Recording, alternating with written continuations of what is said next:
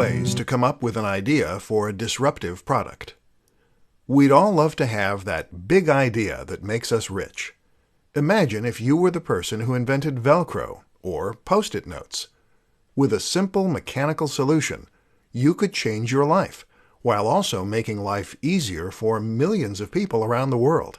Not only would your own day-to-day life become much happier and easier, millions of dollars will do that, but you'd get to enjoy the incredible sense of accomplishment that only comes from doing it on your own. But can you force an idea to come? How do you encourage that spark of inspiration? Here are a few experiments you can use to trigger that next big idea. 1. Think about things that frustrate you. In business, this is called a process fix. It involves looking at the routine activities of that organization and then seeing where that routine could be improved upon. The thing is, you can also apply the notion of the process fix to real life. That might mean making it easier to open cans, making toothbrushes last longer, or defrosting the car more efficiently. In other words, ask yourself what you find to be regularly frustrating, and then challenge yourself to come up with a solution in product form. Chances are that if you could benefit from it, so too could other people. 2. Combine two useful products. They say there is no such thing as a completely novel idea. That instead, the closest thing is to combine two existing ideas into something new. Well, why not embrace that reality by simply combining two ideas you like into one new idea? You see tons of inventions that work this way and serve a dual purpose, thereby removing the need to order two separate items. And they're often very successful. 3.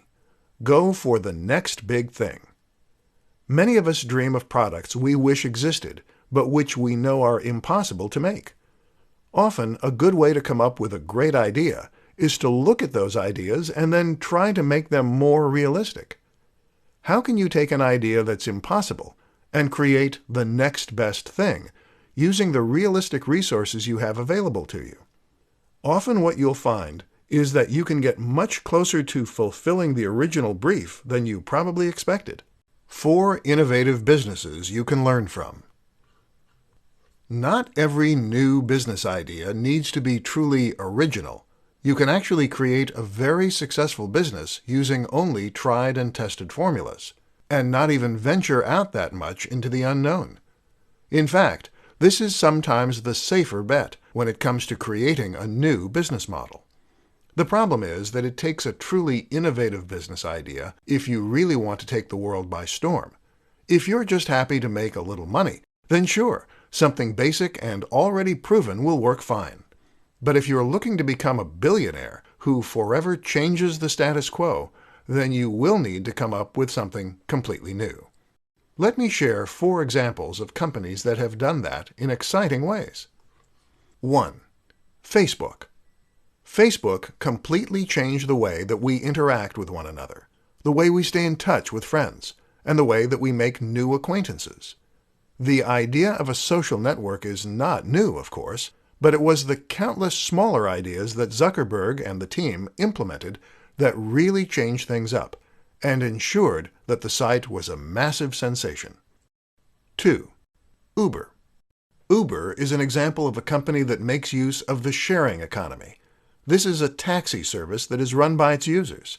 Rather than pay obscene amounts for a taxi, why not hire someone local who is happy to give you a lift for much less? It's no exaggeration to say that this is making massive waves in multiple industries. 3. Airbnb. Airbnb is another example of a company that makes use of the sharing economy, this time by letting people share their spare rooms and outbuildings as alternatives to hotel rooms. Once again, this is changing industries, the hotel industry, and even the property market. 4. Nintendo. The House of Mario is a company that is constantly innovating, whether it's with motion controls or new gameplay mechanics. The latest innovation, of course, is the Nintendo Switch, which combines the company's portable and home consoles into a single machine. The appeal is the option to take AAA titles on the go with you, but then be able to play them on the big screen when you get home. It's early days yet, but so far the signs are very positive, and the company has sold more units than any other console at this stage in its life. In other words, you don't have to be a young, hip startup to innovate. 4 ways to make your Kickstarter campaign more successful. These days, coming up with an idea for an invention and then planning on selling it is always going to mean making a trip to Kickstarter. Kickstarter is the preeminent crowdfunding site, which means it's a platform on which you can announce an idea for a product and then see if there is a desire for that product. If so, then viewers can become backers and help fund the project, eventually receiving the resultant product at the end as a thank you. This means you no longer have to find an angel investor and give away shares of your business, and you no longer have to remortgage your house and pin all your hopes on a crazy idea. But going on Kickstarter is not a guarantee of success. In this presentation, we'll take a look at how you can help ensure a positive outcome for your product. 1. Make a great video. The most important aspect of your product page is to make a stunning video. This needs to demonstrate all the best qualities of your product, and it should have high production values, which will help make you appear more professional and capable. Invest in a good camera and editing software, and if you don't have the knack, hire someone who does. 2. Offer exciting incentives. It is normal to incentivize backers by offering rewards for different levels of funding. As you might expect, it's important to ensure that these incentives are exciting enough to actually be worth the money, so make sure that they are, whether that means offering discounted products, bonus packs, or the backer's name somewhere in the credits. 3. Time it well. As with comedy, timing is everything in the world of crowdfunding. Make sure you time the actual launch of the product well, but also think carefully about how long the campaign should run for and when it's going to end. 4. Prep and pickup. A strategy recommended by Tim Ferriss is called prep and pickup. The idea is that you're going to work on all the emails, ads, press releases, and other marketing materials before you launch your product.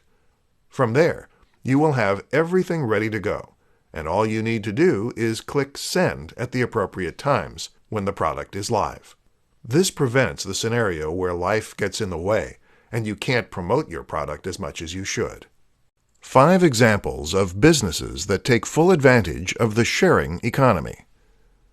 The sharing economy describes a move away from money and back to the free trade of services and products. Once upon a time, before money existed, we would bargain with other people for goods and services by offering things that we could do or offer in exchange for things that they could do or offer. Need someone to chop down a tree? Then offer to cut their hair or give them some of your eggs. Then money came along and was used as a way to represent value. This could be traded for goods and services in lieu of providing goods and services back, thereby making transactions much simpler and easier.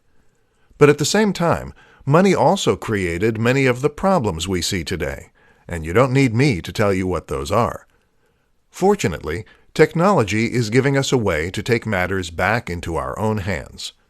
Technology is perfect for facilitating transactions that don't need money, and hence we are seeing the free trade of goods and services once again. Businesses take full advantage of this and are among the most innovative and successful on the planet right now. In this presentation, we will consider some examples. 1. Uber. Let's start with one of the most high-profile sharing economy businesses out there. Uber is a company that seeks to remove the need for taxis and public transport by letting anyone offer lifts for a small fee. The result is that the costs are much lower, and rides are always available, and it has taken off to the extent that it is actually threatening the taxi industry. 2. Spock. Spock is an app that acts like a yard sale. Got something you don't want? Take a photo and upload it to Spock to sell it back within your local area. 3. FreeCycle.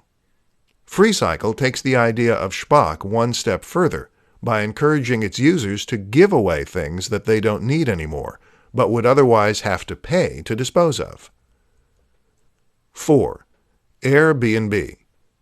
Airbnb is Uber for accommodation, allowing anyone to offer up a room, outbuilding, or attic as a place for people to stay.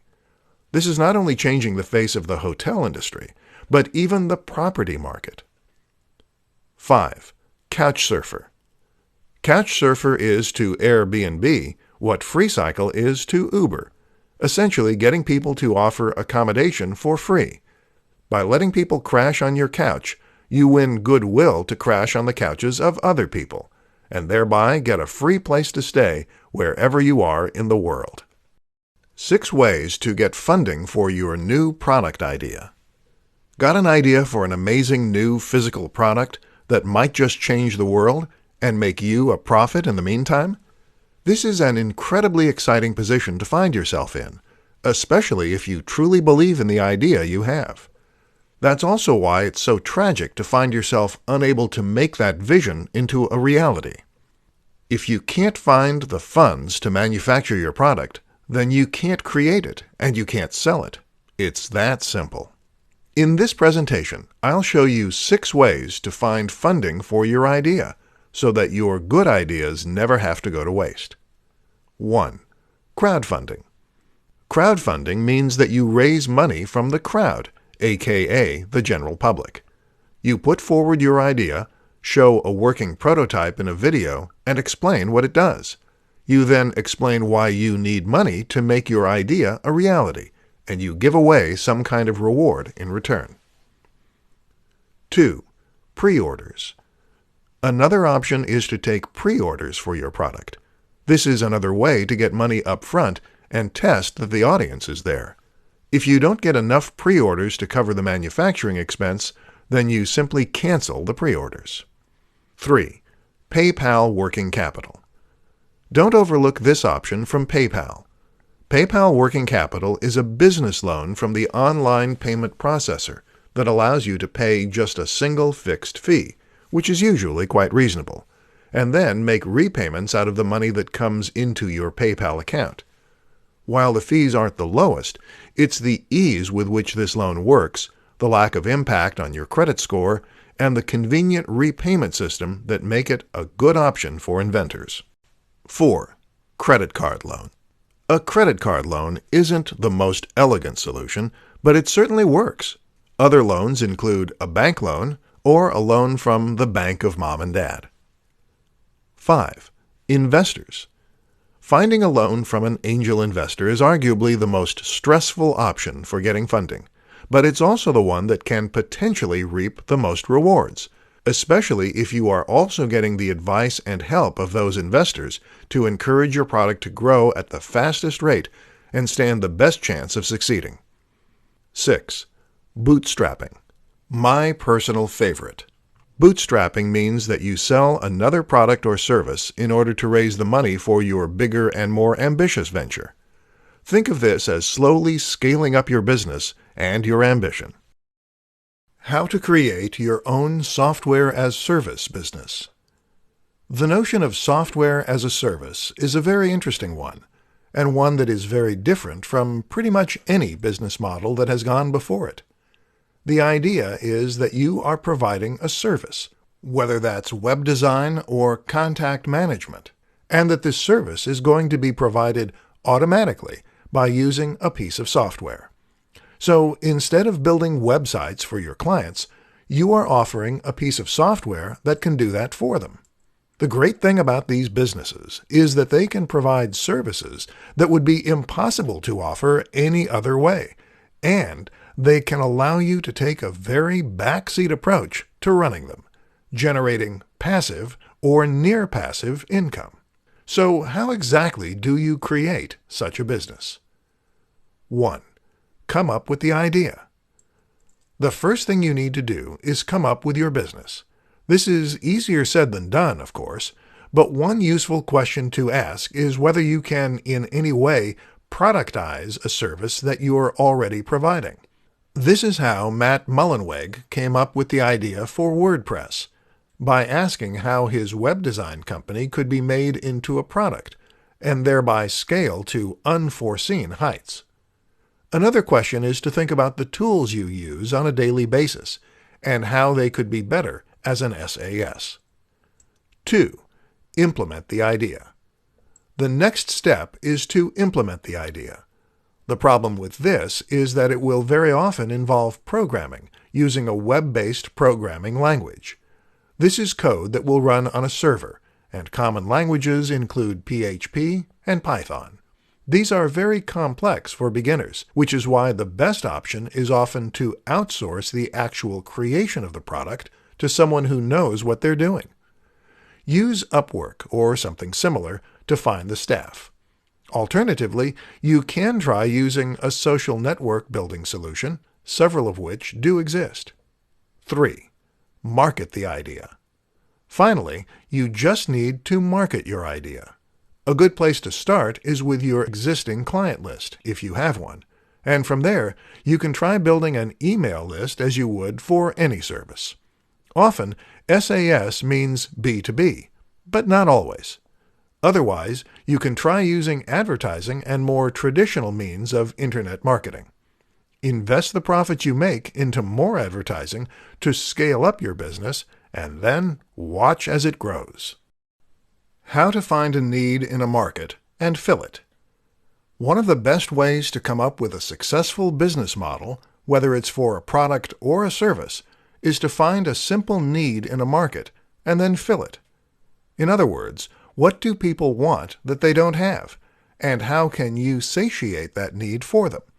If you can do this, then you'll be able to clearly communicate the value you offer and theoretically see a lot of sales as a result.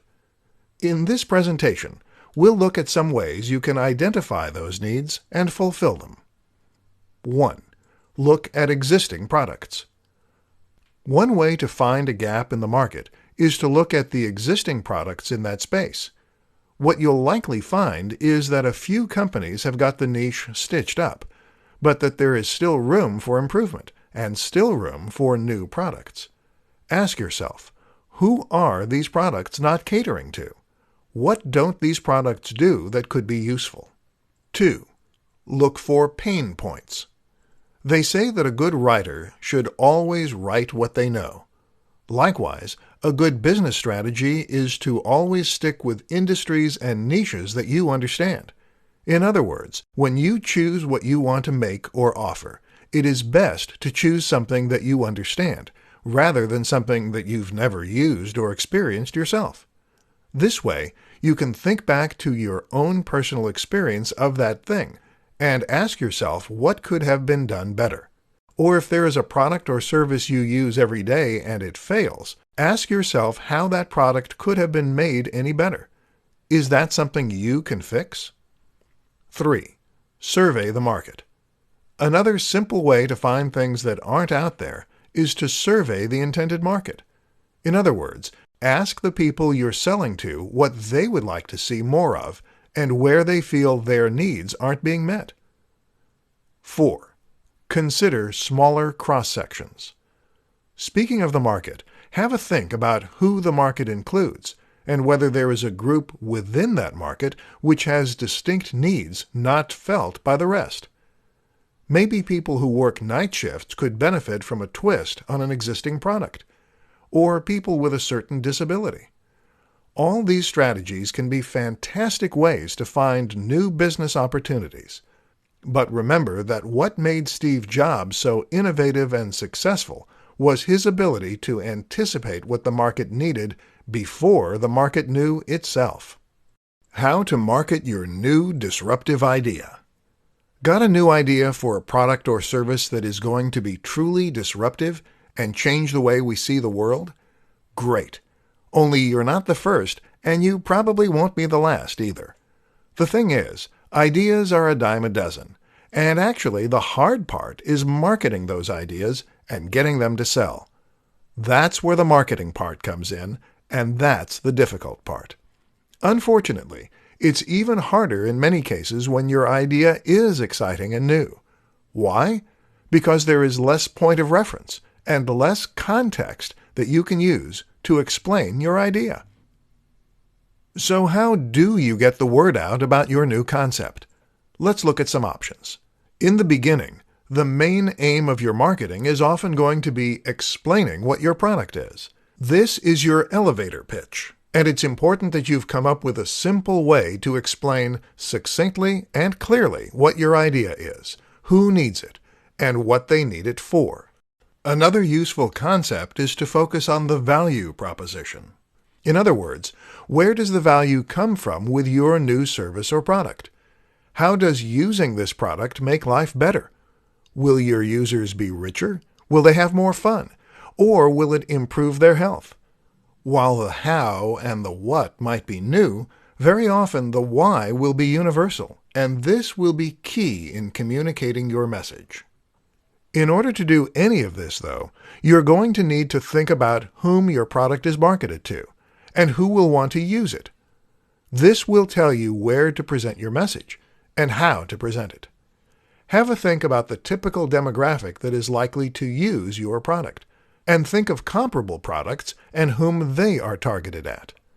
Looking at comparable products is also a good way to get inspiration for your marketing. Finally, don't be afraid to embrace the newness of your product or service. In other words, if your product is so different that it stands out, then this can actually help it spread by word of mouth. Consider those 5-finger shoes by Vibram. These drew the eye so much that they practically marketed themselves. How can you get people talking about your brand? Top mistakes that new entrepreneurs make. Got a big new idea? Great. In all likelihood, you're probably extremely excited to bring it to market, whether it's some kind of service or some kind of physical product. Either way, though, you are now at a crossroads. People have amazing ideas all the time, but it is rare that they actually do anything useful with those ideas. All too often, those ideas don't come to anything because the person with the said idea never takes a chance on it, or because they go about it in the wrong way. Here are some of the most common mistakes that have robbed the world of truly incredible ideas, and what you can do to prevent the same fate happening to your own innovations. 1. Not validating the idea. Validation essentially means testing that there is an audience for a product or service. Having a great idea is one thing, but having a great idea that will sell is another. And if you want to make this a business, then you need to be able to sell it. To find out, you need to do some kind of trial run. This could mean selling a beta version, taking pre-orders, or running a Kickstarter. Anything as long as you are actively testing to see if the demand is there. 2. Not getting help. Too many inventors and innovators want to do everything themselves. Want to make a website? Then perhaps you think you have to create the logo yourself and learn HTML and Python. No. The way real professionals do it is to always outsource the most difficult parts of the process. This will save you time, and it will also result in a more professional final product, because it will be built by people who do this stuff for a living. 3. Not telling anyone the idea. Why don't entrepreneurs get help? Often it's because they don't want to tell people their ideas. Well, that makes it very hard indeed to get funding or even advice. If you're serious about your idea, then you need to start talking about it as soon as possible. Don't worry about people stealing your ideas. Either they have their own ideas or they don't have the means to do anything about your idea. The best way to protect an idea is to do it first and to do it best. In other words, stop making excuses and just do it. How to test an idea before bringing it to market. One of the worst things you can possibly do as an entrepreneur or any business person is to invest a huge amount of time and money into an idea that doesn't have an audience. If you spend thousands of dollars or countless hours developing a product that no one buys, then of course it is going to be money down the drain. And of course that may sound obvious, but it is an unfortunate reality that happens far more frequently than you might think. The problem is that we will often assume that because we want a certain product, that there must be market demand for it too. Or because something has been successful in the past, it will likely be successful in the future. This is not the case, however, and if you want to ensure your product will be successful, then there are some different precautions you need to take. In this presentation, we'll learn what those are. 1. Validation. In business terms, we call what we just described validation. The aim is to validate an idea for a product or business, and then test if it really has appeal. One way of doing this is to try selling the product or service before it's finished. You can do this by offering a beta test of sorts, by taking pre-orders, or even by having a sales page that informs the buyer you're out of stock only once they try to make a purchase. This is important because very often people will say they're interested in an idea, but they're not necessarily willing to pay for it. To test if your idea truly has legs, you really need your audience to put their money where their mouth is. Then you can calculate how much money you would have made and whether or not that would have been enough to make the work worthwhile. 2. Fail fast. A similar approach is to invest as little time and money into an idea as possible, but still release the product or service. This way, you can then start selling it as quickly as possible and testing to see if there's an audience there. If the product sells as is, called an MVP or minimally viable product, then you can invest more time in developing it and marketing it. If not, you move quickly on to the next project, hence fail fast.